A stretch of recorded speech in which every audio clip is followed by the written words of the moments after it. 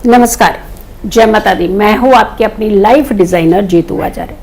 पितृपक्ष में कौन सी चीजें करनी चाहिए, बहुत जरूरी होता है कि अगर पितृपक्ष में कुछ खास चीजें आप अपने घर में करते हैं तो आपके पितृ तो शांत होते ही होते हैं। इनफैक्ट कुंडली का पितृ दोष शांत होता है, और पितृ दोष जब कुंडली में बढ़ते हैं तो घर में अड़चने आती हैं, जैसे समय पर शादी नहीं होना, घर में संतान का होने में दिक्कत आना, विवाह में दिक्कत आना, कोई भी अच्छे काम जो होते हैं, आप अपने घर में शुभता के काम आते हैं, उन कामों में अड़चन आना, जैसे बच्चे नौकरी नहीं लग रही है, जब बिजनेस ढंग से नहीं कर पा रहे, यानी घर में किसी भी तरीके से माहौल खराब होना, चिड़चिड़ापन, कलह, कलेश, दुर्घटनाएं, इस तरीके की चीजें ज्यादा होती हैं।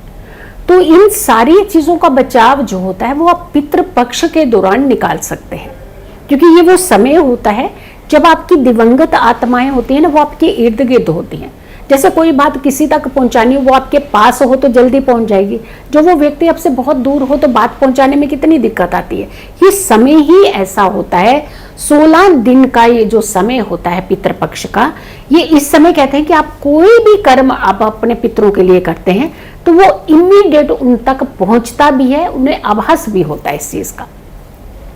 अब सबसे बड़ी बात है कि हमें क्या चीजें ऐसे में करनी चाहिए। जैसे फॉर एग्जाम्पल हम लोग कहते हैं कि कौओं को आप चावल जरूर डाला करें।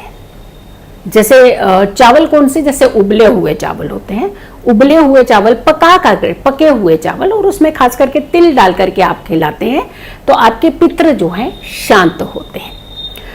अब चींटियों को इस समय आटा जरूर डालना चाहिए। वैसे तो आप पूरा साल करते रहते हैं ऐसी एक्टिविटीज, लेकिन जब ये समय आता है तो उस समय आप भूल जाते हैं, और चीजें करने लग जाते हैं, लेकिन इन चीजों को आप भूल जाते हैं। तो ये 5 तरह की चीजें तो वैसे ही होती है, इसके अलावा भी और भी चीजें हैं कि जो हमें करनी चाहिए। चींटियों को आटा डालना चाहिए। आटा भी चींटियों को जो डालते हैं वो आप भुना हुआ डालना चाहिए, कच्चा आटा नहीं डालना चाहिए। फिर इसके अलावा आप जैसे घर के वातावरण को एकदम शांत रखना चाहिए। घर में जैसे उत्सव का माहौल नहीं होना चाहिए, क्योंकि पितृ आपकी चीजों को नोट भी तो करते हैं। ये वो दिवंगत आत्माएं जो आपके इर्द गिर्द हैं तो आभास भी तो कर रहे हैं आप। तो यहाँ पर आपको सिर्फ ये नहीं है कि मतलब खाना खिला दिया तो आपने अपने पितृपक्ष के दौरान आपने अच्छे कर्म कर दिए, बस हो गया जी, पितरों को खाना पहुंच गया, बहुत बड़ा काम आपने कर दिया, एहसान कर दिया, बाकी चीजें नहीं आप करें। आपको ये भी तो ध्यान रखना है कि क्या चीजें करने से आपके पितृ ज्यादा शांत होते हैं। आपने नोट किया होगा कई बार क्या होता है कि पितृपक्ष के दौरान आपके घर के दरवाजे के पास कोई जानवर आ जाता है। आपके घर के दरवाजे के पास एकदम अचानक कोई डॉग आ गया या कोई पक्षी आ गया चल के, तो आप एकदम से उड़ा देते हैं उसे। या फिर अब कोई बेजुबान आ गया, डॉग आ गया, बिल्ली आ गई, तो आपने क्या किया, फटाक से उसे निकाल दिया। अब वो कौन किस रूप में आ रहा है आप तो नहीं जानते हो ना। लेकिन जब आप यही कर्म करने के लिए घर से बाहर जाते हैं इतनी दूर, तो जब आपके घर के इर्द गिर्द आ रहे हैं तो उन्हें धुतकार क्यों रहे हैं? ये आपकी परीक्षा भी तो हो सकती है ना। तो जब भी कोई ऐसी कुछ सिचुएशन बने तो कुछ ना कुछ भोजन जरूर डाल देना चाहिए। ऐसे खाली उन्हें भूखे नहीं भेजना चाहिए। और अगर मान लीजिए कोई व्यक्ति आपसे अन्न मांगने आ गया, जरूरतमंद व्यक्ति है, नीडी व्यक्ति है, और कई बार आपको लगता है कि हमने तो उसे कभी भी नहीं देखा हुआ, ये ऐसे पहली बार व्यक्ति ऐसा देखा है, कौन किस रूप में बदल करके आ रहा है। हमने कहा ना कि कौन सी आत्मा किस रूप में ढल करके आप तक पहुंच रही है, यू नेवर नो, आप नहीं जानते हो। लेकिन हम ये जरूर कहेंगे कि पितृपक्ष के दौरान या फिर अमावस्या तिथि के दौरान अगर ऐसा कोई व्यक्ति, जरूरतमंद व्यक्ति आपसे भोजन मांगने के लिए भी आ जाता है आपके द्वार पर, या पानी पीने के लिए भी द्वार पर आ जाता है, उसे बिना प्यास बुझाए आपने नहीं जाने देना है, उसे बिना खिलाए आपने नहीं जाने देना है, आप खिलाइएगा। हाँ, एक चीज हम जरूर कहेंगे कि जैसे कुछ जगहों का, शहरों का ऐसा एटमॉस्फेयर होता है कि हर किसी के ऊपर फेथ नहीं किया जाता, कि दरवाजा हर किसी के लिए नहीं खोला जाता, अपनी सुरक्षा सेफ्टी का भी ध्यान रखा जाता है। लेकिन अगर घर में बहुत सारे सदस्य हैं, कोई दिक्कत नहीं है, आप अकेले नहीं हैं, तो ऐसे में आप ये भोजन जो है दे सकते हैं। या फिर ऐसे कोई माध्यम ऐसा सोर्स रख लीजिए कि पैकेट में डाल करके ऊपर से आप एक बास्केट में डाल करके रस्सी के माध्यम से आप नीचे तक ये खाना भिजवा सकते हैं, उनको दे सकते हैं।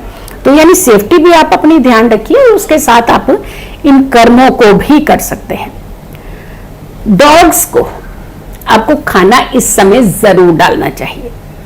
यानी ये समय जो होता है ना, अब ये भी आप एक धारणा बना लेते हैं कि क्या काले डॉग्स को ही आपने कुछ खाना देना है, तो भाई दूसरे कलर के डॉग्स होते हैं क्या, वो खाना नहीं खाते हैं क्या?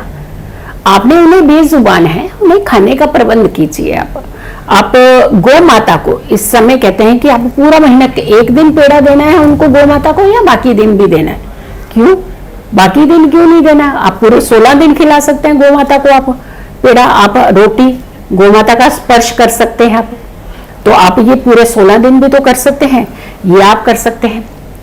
ब्राह्मण को दान दक्षिणा दीजिएगा, अन्न का दान, वस्त्र का दान, आप दक्षिणा का दान, ये सब चीजें आप कर सकते हैं। और कोई ब्राह्मण अगर कोई और खास जरूरतमंद की कोई चीज मांग लेता है तो अगर नहीं जी हमें सिर्फ खाना ही देना है, ऐसा नहीं है ना। हमने कहा ना, कौन किस रूप में आपसे क्या चीज मांग रहा है, कौन सी दिवंगत आत्मा आपसे क्या मांग रही है आप नहीं जानते हो। लेकिन हम ये जरूर कहेंगे कि आप इस तरीके से जब आप चीजों का दान करते हैं, जब आप अच्छे भाव के साथ पितरों के पास कुछ चीजें पहुंचाते हैं, तो पितृ संतुष्टि पाते हैं। पितृ वैकुंठ धाम में भी संतुष्ट और शांत रहते हैं। तो ऐसे कर्म आपको पितृपक्ष के दौरान जरूर करने चाहिए। घर का माहौल सात्विक रखिएगा और शांतमय रखिएगा, ताकि आपके पितृ भी शांत हों। तो आपने ये वीडियो बहुत सारे लोगों तक जरूर पहुंचानी है। अगर चैनल सब्सक्राइब नहीं किया तो जरूर कीजिएगा, वीडियो शेयर कीजिएगा और मेरी आने वाली हर वीडियो को जरूर देखें। खुश रहें, स्वस्थ रहें, पॉजिटिव रहें। पॉजिटिव रहते हैं तो हर समस्या से हम दूर रहते हैं। जल्दी हाजिर होंगे एक अच्छी वीडियो के साथ, तब तक के लिए नमस्कार, जय माता दी।